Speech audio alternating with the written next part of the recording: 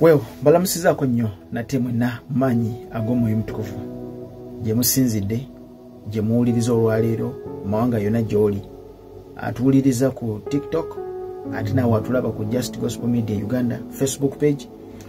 naawe ate atulaba ku Facebook page channel yaffe eya ku channel yaffe eya YouTube channel Just Gospel Media Uganda naawe atufunira ku Just Gospel Sword naawe ate atufunira ku Just Gospel Fellowship Center namwe ate betu fellowshippingira nabo mu WhatsApp Fellowship Centers zaffe mukama abatukumire era mbasabira ekisa kya Katonda okubanyweza n'okutambulira mu Kristo okutya Katonda n'okweyongera okumwesiga omulembe guno omubi omulembe ogukyamye omulembe ogulimu abantu abataagala kunenyezebwako nga bo balowooza nti bali waggulu wa byawandiikibwa era nga bo balowooza bali waggulu w'amateeka era nga bo balowooza nti olunyiriri oluli mu Timoseewo 3:16-17 terubakwatako kigambo kya Katonda kicorrectinga kirebukinga ne bwoba oyagala otya tewali muntu ali ku nsi kuno alina linnya lisinga lya Kristo ne bwoba oyagala otya twayimbanga ennyimba ezo nga tugamba tewali linnya lisinga lya Kristo kalibere linnya lya Muhammad teririsinga n'olwekyo kalibere linnya lya Tom ekyo nkyogera kati kalibere linnya lya Kayanja kalibere linnya lya Sirwadda liri wansi 0% ku linnya lya Kristo n'olwekyo issue ne eri concerned about the body of Christ muteke wansi amanya gammwe n'ebitibwa byammwe mudde wali eri ebbali mwe mwazimbe kanisa mwakola ki muyise bangi nnyo mu njiri ya Kristo mulo abantu bangi balokose babagoberedde mwebale mukoze omulimu naye teri n'omu ku mmwe alina linnya lisinga lya Kristo teri ku mmwe mwenna atanenyezebwako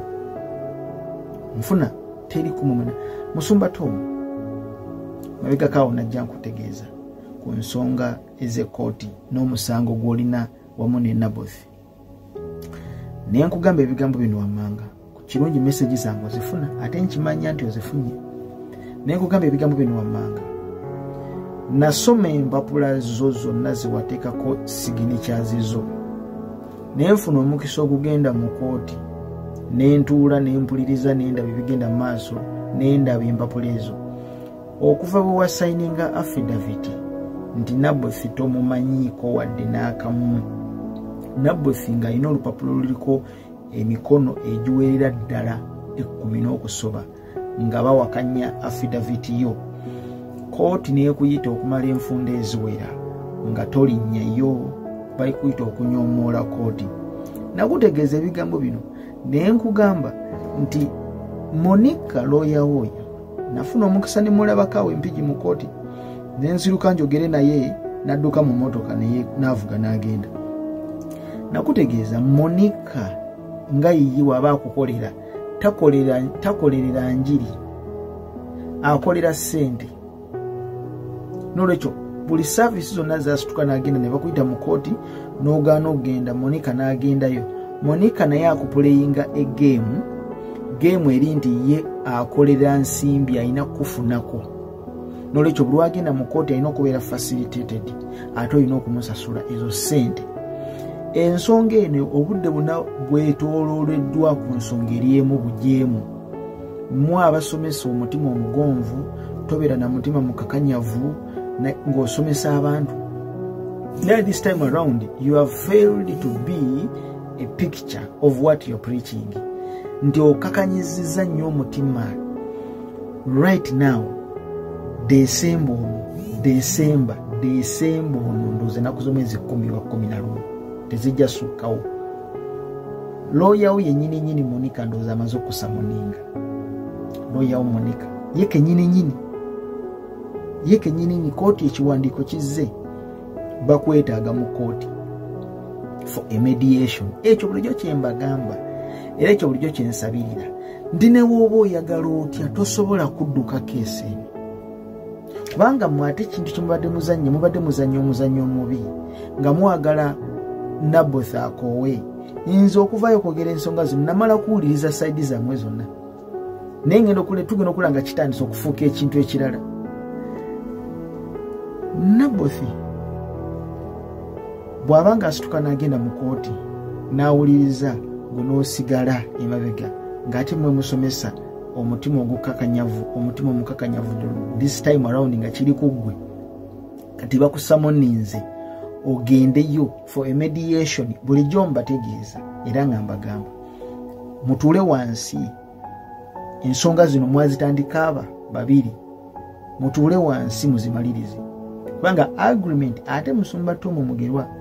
kyolina okumanya maazi oyo nsingo biseera agenda kukozesa ensobi nnyingi zali mu kukukozesa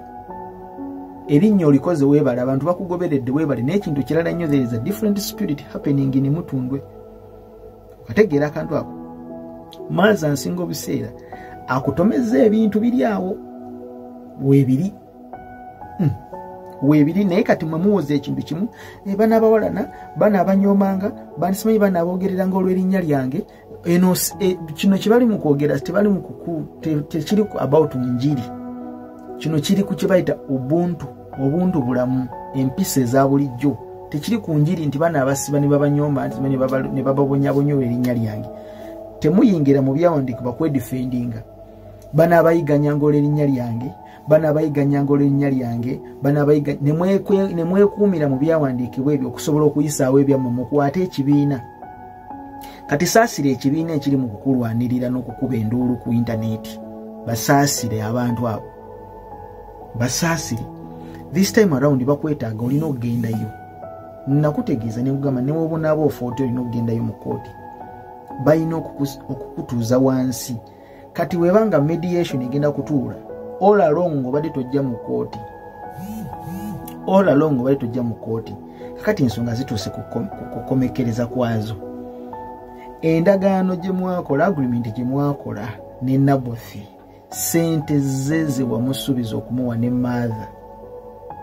zayagala very simple sente z'otaddemu mpitirivu zisukka n'ezo Naboth ze yakusaba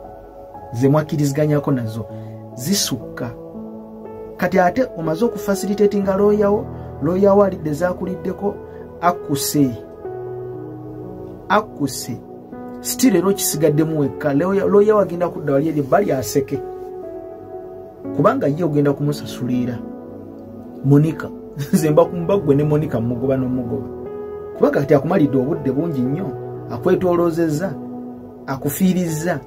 obudde bonna bwobadde nga kooti ogikuba teppo nkwekankukwekule adde kiwedde kati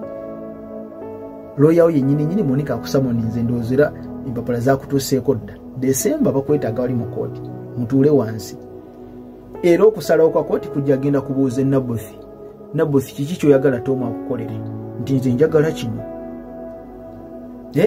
njagala kino kati Tom kiki ekiganyo okukola ku nsonga z'ono nti simumanyi tomumanyi nga byeyongerayo tomumanyi wasayininga affidavit nti tomumanyi Naboth nga abadde nawe for all over from zero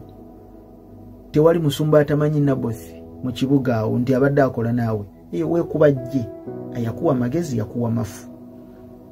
yakuwa mafu ensonga mpitirivu ezirigenda mu maaso awo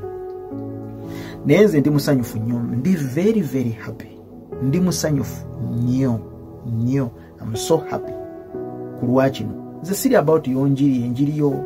biki byobuulira ogenda kololo TV n'ebirala sibinaako buzibu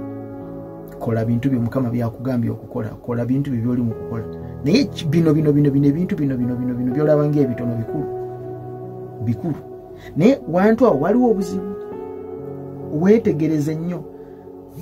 waliwo omwoyo ogulya mubi ate nagubagambako dda bwe navaayo okwogera ku okutaasa Miriam Walugaba nga mwakuba mu ngalo ne mugamba Mukama yeebale ate kisitu ani gwe bayita kisitu awo